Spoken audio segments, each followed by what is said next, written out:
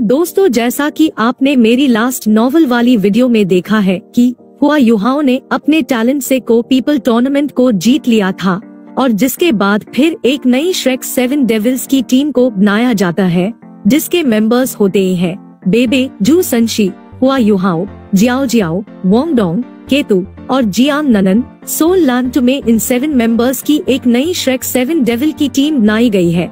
और दोस्तों, अगर आपने ये वाली पार्ट की नॉवल एक्सप्लेनेशन वाली वीडियो नहीं देखी है तो आपको एक बार जरूर से देखनी चाहिए। लिंक आप सभी को इस वीडियो के डिस्क्रिप्शन में मिल जाएगी। तो बढ़ते हैं इस वीडियो की तरफ। यहाँ वीडियो स्टार्ट होती है और हमें केतु को दिखाया जाता है, जो कि टैंग सेक्ट के लीडर टांग या से टैंग क्लैन को ज्वाइन करने के लिए पूछता है। और फिर हम टांग या को देखते हैं, जो कि बहुत प्रिटी ड्रेस में होती है, जिसको देखते ही जियांग ननन इसको चिपक कर इसे किस करने लगती है और कहती है, मेरी टांग या तुम कितनी ज्यादा क्यूट हो। जिस पर टांग या कहती है, जियांग ननन तुम इतनी करीब नहीं आ सकती हो। जिस पर जियांग ननन कहती है, इसमें मैं कुछ भी नहीं कर सकती हूँ क्योंकि मेरा खुद पर काबू नहीं रहता है जब मैं किसी काफी क्यूट चीज को देखती हूँ तो। और इस तरफ जू सनशी ड्रामा करते हुए कहता है, ये चीज मेरे लिए देखने में काफी अच्छा लगता है और मैं इतनी प्यारी चीज होते हुए और ज्यादा नहीं देख सकता हूँ। जिस पर वोंगडोंग कहता है, सीनियर जू सनशी आप थोड़ा और नॉर्मल हो सकते हैं क्योंकि आप कुछ ज्यादा ही भावनाओं में बह गए हैं। और तभी टांग या सभी को सीट पर बैठने के लिए कहती है। इधर वोंगडोंग पूछता है, ब्रदर बेबे भी कहाँ गए हैं? और तभी हुआ युहाव पूछता है, सिस्टर टांग या आपने यहाँ पर काम करना शुरू कर दिया। जिस पर टांग या बताती है, टैंग क्लैन के लीडर के रूप में मुझे टैंग क्लैन के फाइनेंस को भी मेंटेन रखने की जरूरत है और यहाँ पर काम करना काफी ज्यादा इंटरेस्टिंग है। और इस चीज को सुनकर वोंगडोंग काफी खुश होता है और कहता है, लीडर सच में आप काफी कूल है। इधर हुआ युवाओं मन में कहता है, ऐसा लगता है कि सिस्टर टांग या ऐसी मुश्किलों का सामना कर रही है जिनका हमें कुछ भी पता नहीं है। और तभी बेबी यहाँ की यूनिफॉर्म पहन के आ जाता है, जिसमें यह वाकई में काफी स्मार्ट लग रहा होता है। और आते ही इन सभी से पूछता है, क्या कोई कुछ खाना चाहता है? और तभी कोई कहता है, बेबे की तरफ तो देखो और यह कितने ज्यादा कूल लग रहे हैं और मैं भी इनकी तरह बनना चाहता हूँ। और तभी जियांग ननन कहती है, ये तुम्हें सच में सूट करता है। और इस तरफ जियाओ जियाओ कहती है, सीनियर ब्रदर आप काफी ज्यादा प्रिटी लग रहे हैं।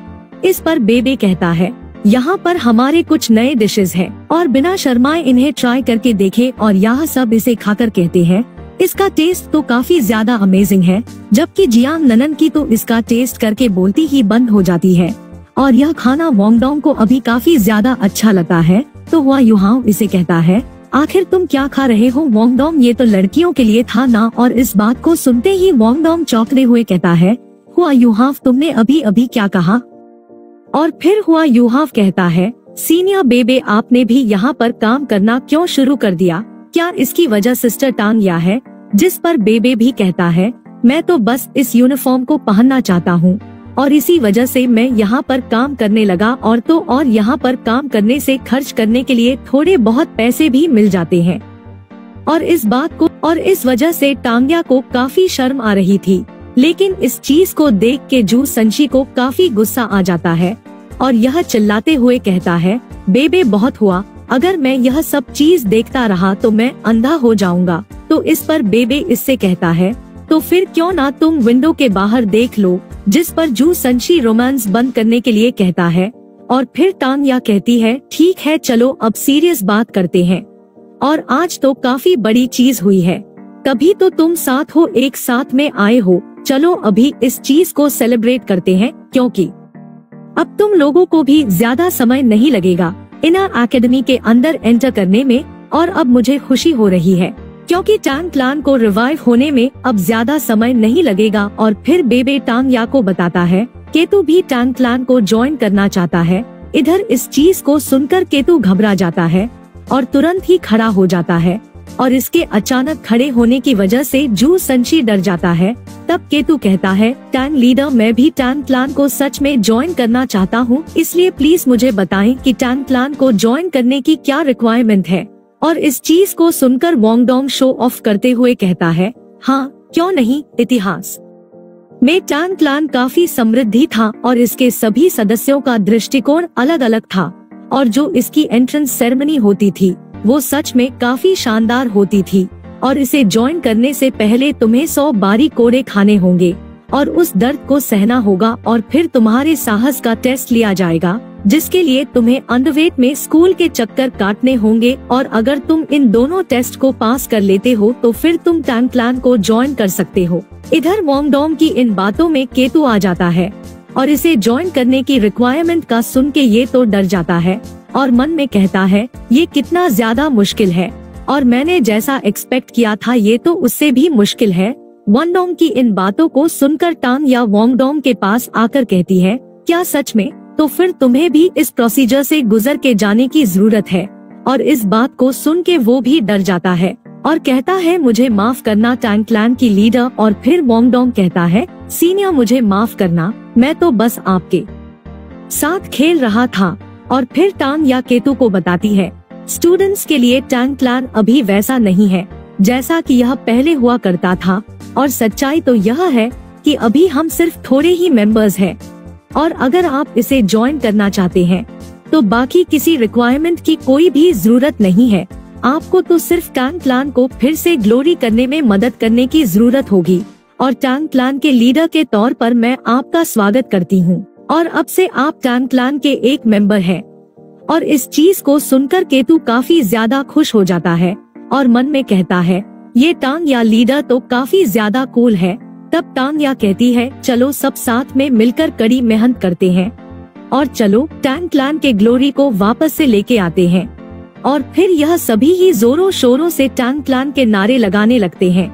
और फिर टांग या कहती है ठीक है, आप सभी ने ही एग्जामिनेशन में काफी मेहनत की है तो अच्छे से खाना खाइए और अभी मुझे थोड़ा सा काम है तो मैं चलती हूँ। और जियाओ जियाओ केतु से कहती है अब तो सच में मुझे आपको सीनियर केतु कहना पड़ेगा। इधर खाने की बात को सुनकर वोंगडोंग कहता है बहुत बढ़िया, मैं तो सच्ची में भूख के मारे मरा जा रहा हूँ। इस पर हुआ युहाव कहता है मैं भी काफी ज्यादा भूखा हूँ और इतना ज्यादा कि मैं एक पूरे थाली को खा सकता हूँ। और इस तरफ जियांग ननन जू संशी से कहती है जू संशी तुम जाकर जियाओ जियाओ के सीट पर बैठ जाओ और जियाओ जियाओ को मेरे बगल में बैठाओ। और इस तरफ जू संशी कहता है मेरा प्लान ये तो नहीं था। और ये लोग ऐसे ही कुछ देरी तक लड़ते झगड़ते हुए बात करते रहते हैं और हम देखते हैं कि डिनर के बाद केतु ने हुआ युवाओं को पीछे ही रोक लिया था और हम अंधेरे में केतु को अकेले बैठे हुए देखते हैं और यह कहता है लिटिल ब्रदर मैं तुमसे अकेले में कुछ बात करना चाहता हूँ। केतु को देख हुआ युवाओं मन में कहता है आखिर क्यों बिग ब्रदर केतु नॉर्मल जैसे नहीं लग रहे हैं। और फिर यह कहता है बिग ब्रदर्स क्या बात है, जिस पर केतु कहता है हुआ युहाव मुझे सच में तुम्हारे टैलेंट से जलन होती है और अगर मेरे पास तुम्हारा टैलेंट होता तो मैं डेफिनेटली वह सब कुछ हासिल कर पाता जो मैंने खोया है। तो इस पर हुआ युहाव कहता है बिग ब्रदर आप ये क्या कह रहे हैं।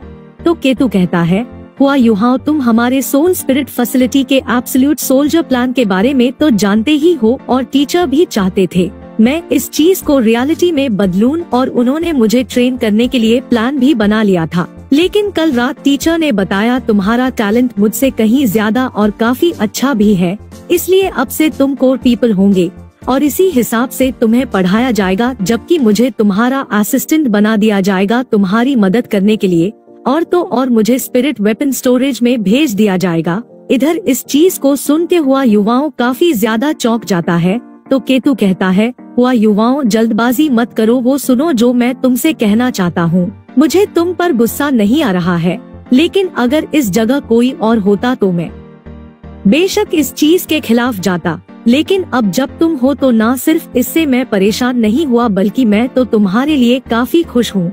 और जब मैंने पहली बार तुम्हें देखा था तभी मैंने तुम्हें अपना छोटा भाई मान लिया था और मेरे भी अपने इरादे हैं और अब जब मैं आपकी हर संभव मदद करने के लिए तैयार रहता हूँ तो इसीलिए ही मैं तुमसे कुछ पूछना चाहता हूँ।